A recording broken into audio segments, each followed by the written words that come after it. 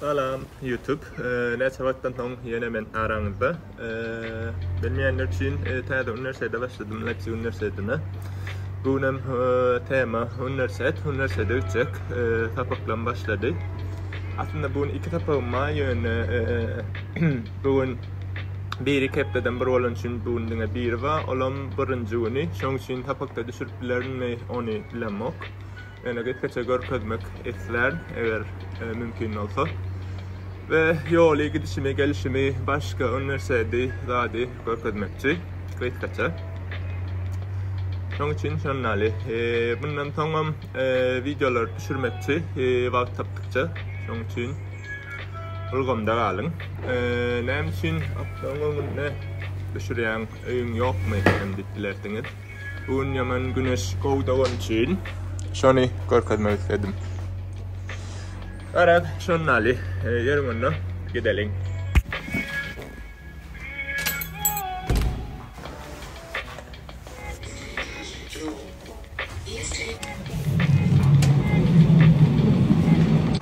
Başladık çıktım.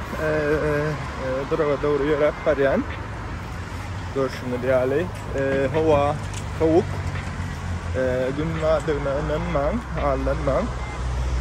Bärin gününün var, tähiri yok. Dinge şekli var. Onları. Durağa yetip varyan. Aslında yakınca yönü. İki bölmeli olun. Her aydan açıklatlam. Onun yardıma düştü. Jeton onun 50.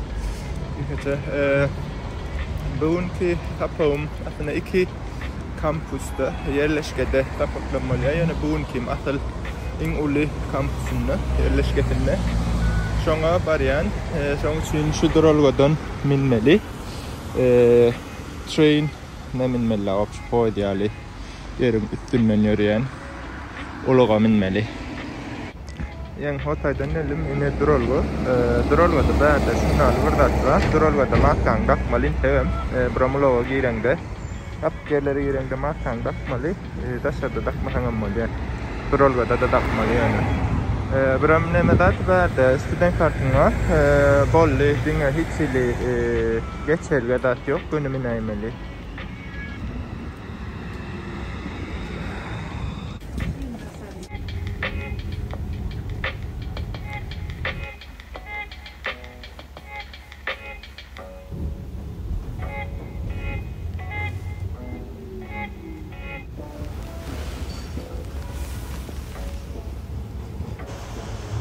Salam, geldim.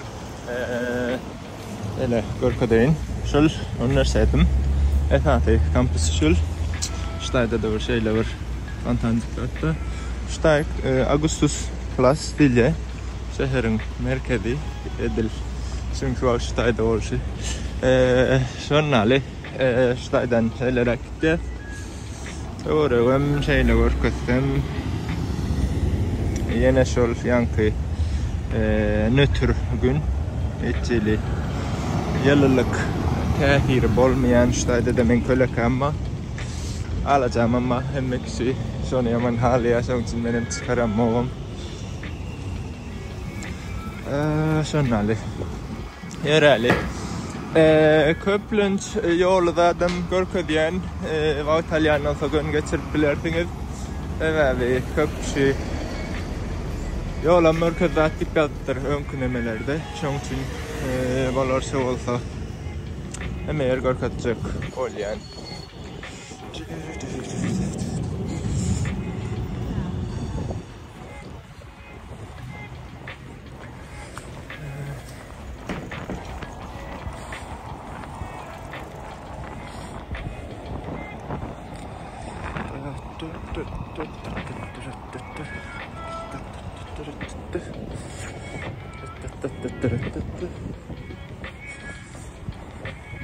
Aman velikken opşi bunun Hamburg'da da yaşattım 4 ay aşağıya.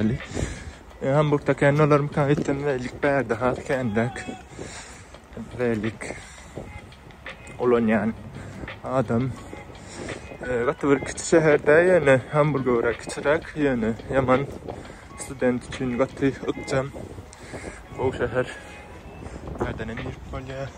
Ene şulam şol. Üniversitede gelende in esası bina şu kadar bina ştaydaki bina. Şunları. Men tapamın da olya, ştayda da olya. Berde sisteme burada ütköşürak 3 tane tapakka biri praktika şeylerini öğrenemeden 3 tane atına modüllikte belki ilk videolarda zaten ayrıtın düşürtülerin sistemi vardı, bilim sistemi vardı. 3 tane neme olya. Bir modülün içine 3 tapakka onun biri dinge neme dinge praktika eylektem praktika bilen teori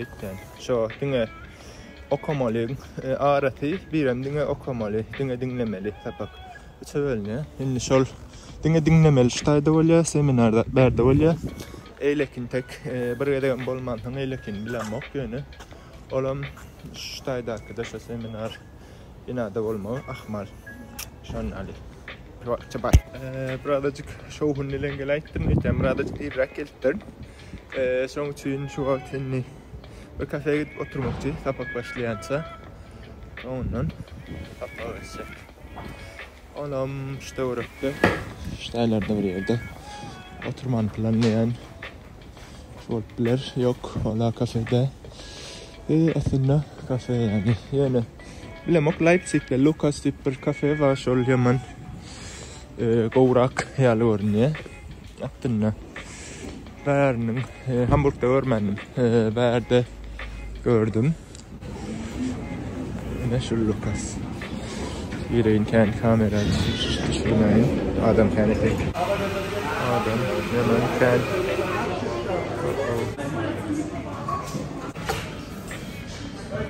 oh çıktım inni tapağı var yani tapakta görüşürüz. Bye.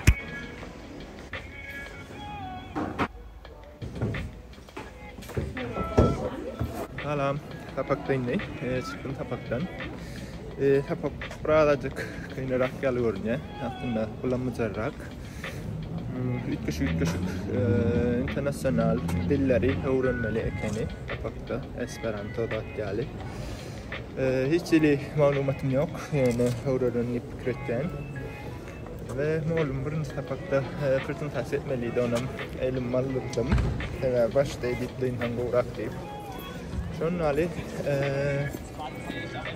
tapak şunali tapağa girmerken nehili enerjim var olsa ağrı gitti dinali ve tapak kötüydü. Ondan başka ini anime var yani gittikçe. Açanlardan anime gördüğüm belirtiniz yani azıcıktım yorumuna aşağıya. Aldım inni hota gidip ödemeli. Adam yaman sen yok kartı çıkarsın. Adam dolu. Naharım deyniyen tuğumun çizesini taşırmalı. Bunun nemek yok, fan filyan yürümezsen, teriyeler fan filya kopçavat olya. En yerde taşıp kullanıp yani şu tayda taşımayan yeri var. Adır son taşıracak. O tayda. O da eleken şu maşinekeni inni koyan. Kartmam şu tay koyan.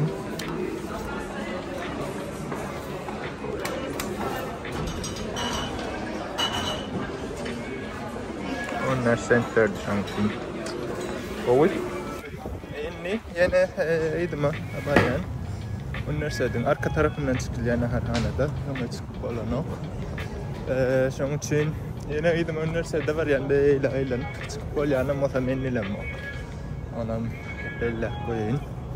Üniversitede var yani kitaphane var yani tevavi yankı tapaktan enlik yaptığı için şu prezentasi için 2 tane kitap vererek kitaphaneden şunu alma var yani. Verim kitaphane. Kütüphane. Çıktım, kitabımı aldım. Oh, koşumun bağcığı. Yes, birkaç bir kitabımı aldım. Eyleki kitabım. Eyleki üniversitede, yani Eyleki yerleşkede. Şunun için Eyleki yerleşkeye gidip varyan. Aslında bundan tapülmerin için herhalde lingüistik fakülteden. Şunun için lingüistik fakültede Eyleki bizim köp kitaplarımız. Onu olur diyor ama gittiler. Şunun için Eyleki kitabımı anlatan alma var yani. Bye. Aslında iki duraktan Eyleki fakültet yönü.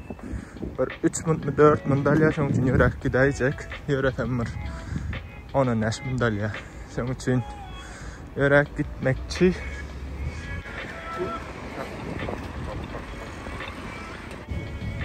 Dur şunu verelim. Kitaphaneye geldim. Aslında şulam ben Eyleki fakültedim. Kitaphanede şul. Yine kitaphanem. Kitaphane dinle dilçiler için. Yani dinle lingüistik okuyanlar için. Yavaşça. Betterek. Gidelim kitabımı tapalayım. Şu anlıksa ötürüyen kadar not bilir herhalde. Olmasa da ben ödüm rahat duyamam. Bye. Salam. Çıktım kitaphaneden. Şimdi yavaşça almalı kitabımı aldım. Bari kendi. Hatta almalı kitabımdan biraz kendi kitabımı aldım. Herhalde 2 tane kitap, esas kitap. Şolar hükman prezentasyon içinde bulaymalı. Şu kitapların içindeki temalar. Mani madmun nakitkaça. Onun dışında da dil şu kitabın yanına. Şu tema değişti kitaplar var ikini. Onları aldım. Şunun ali. Şimdi gidip arayan. Sonra görüşürüz. Hello. Opşidim etkileyen. Şimdi şurada videonun sonlanacak. Eğer şuna değişli ve başka temalar var da videoyu sürüyorum isterseniz aşağı komentarı yazın. Patişik olmayı, like koymayı, hala videonu yaptan çıkarmam. Şu an hoş. Sağ olun.